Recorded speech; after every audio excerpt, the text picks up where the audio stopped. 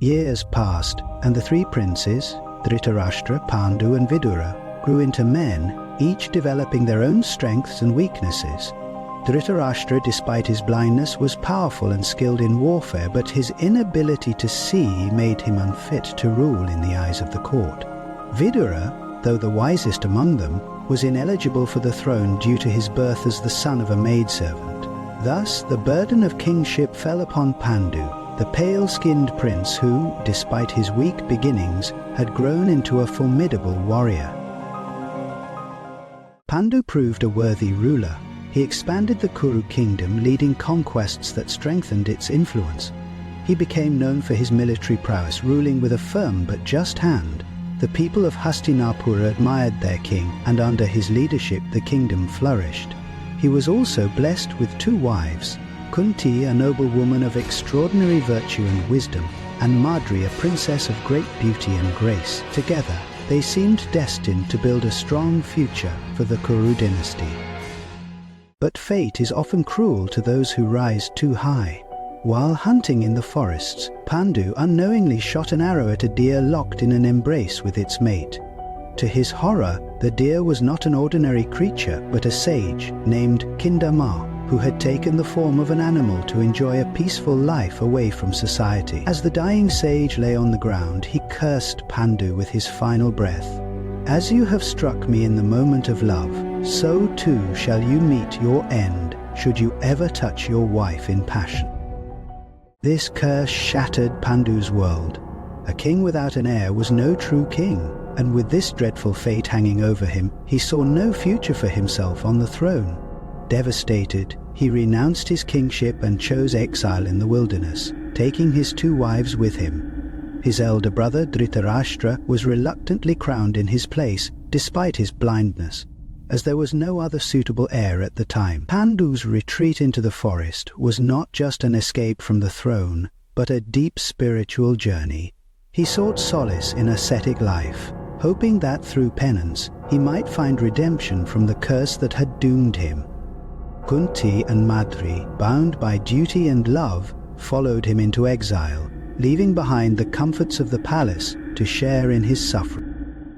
Though Pandu tried to find peace in the wilderness, a deep sorrow weighed on him. He longed for children to continue the Kuru lineage, but with the curse forbidding him from intimacy, his despair only deepened. It was during this time, in the quiet of the forest, that Kunti revealed a secret, one that would change the destiny of the Kuru dynasty forever. Long ago, before Kunti was married into the Kuru dynasty, she had spent her early years in the household of her foster father, King Kuntibhoja. She was given to him by her birth father, King Shurasana. Despite being a princess by birth, Kunti was raised with a strong sense of duty and devotion. From a young age, she exhibited exceptional piety, intelligence and patience, qualities that made her beloved by all. One day, the feared and revered sage Durvasa arrived at King Kuntibhoja's court. Known for his fiery temper, Durvasa was not an easy guest to host, for a single mistake could earn his wrath.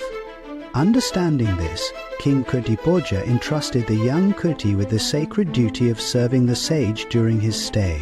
She attended to him with utmost sincerity, anticipating his needs before he even voiced them. She endured his unpredictable moods with patience, never once complaining or faltering in her devotion. Pleased with her dedication, Durvasa decided to grant her a boon, a divine gift beyond imagination. With a knowing smile, he whispered an incantation to her, telling her that by chanting it, she could summon any god she desired. Furthermore, the god she called would bless her with a son, and this child would be born with the deity's divine attributes.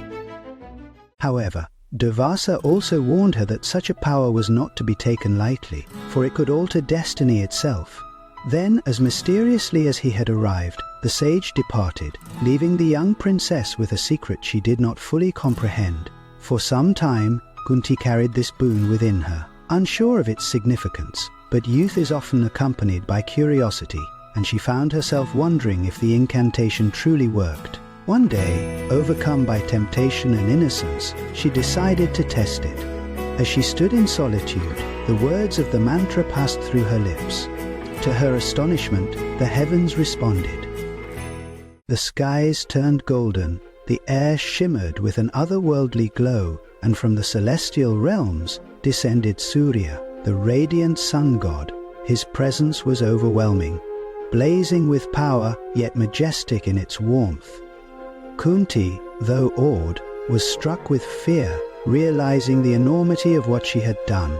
She pleaded with him, explaining that she had only been testing the boon and had no intention of bearing a child. But divine laws cannot be undone so easily.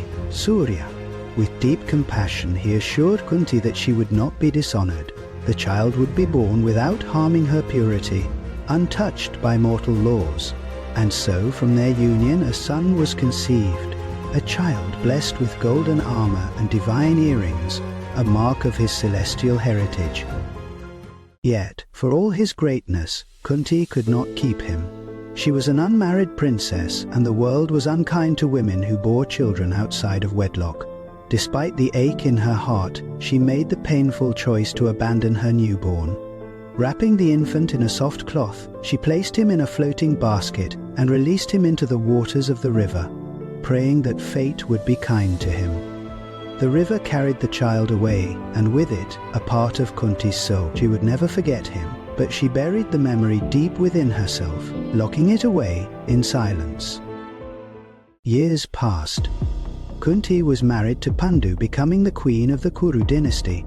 She remained steadfast and loyal, never revealing the secret of her firstborn son. But now, in the depths of the forest, her husband's despair brought that memory rushing back.